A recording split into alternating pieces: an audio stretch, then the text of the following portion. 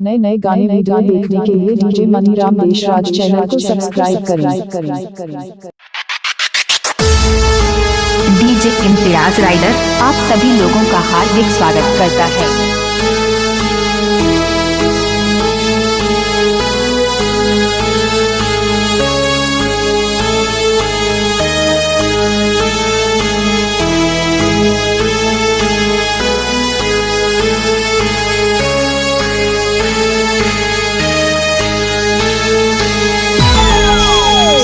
DJ Maniram रास्ता clear कर दे। DJ Imtiaz rider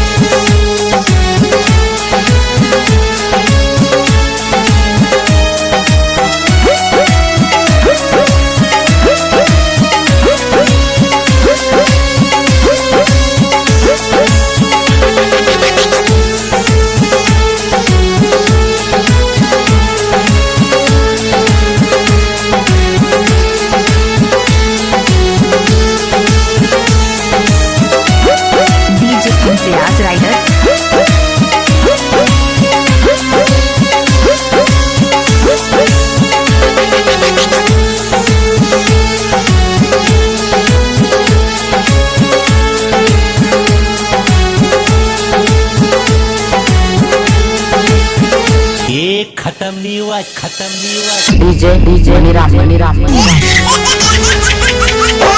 DJ Imtiaz rider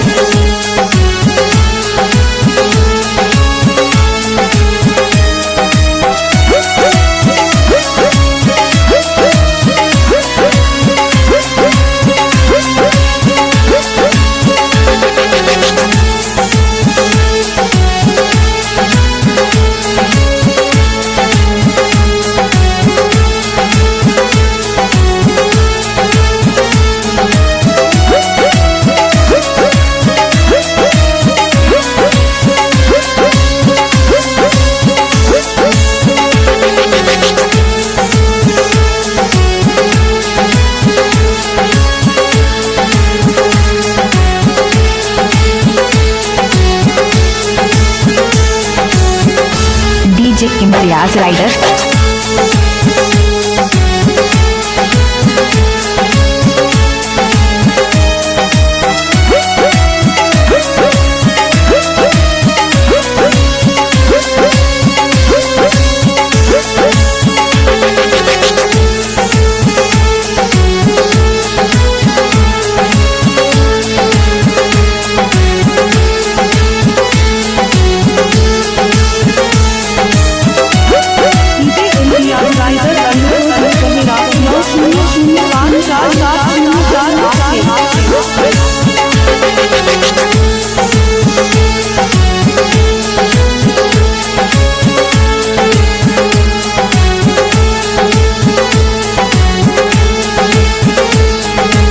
DJ Maniram Deshraj channel.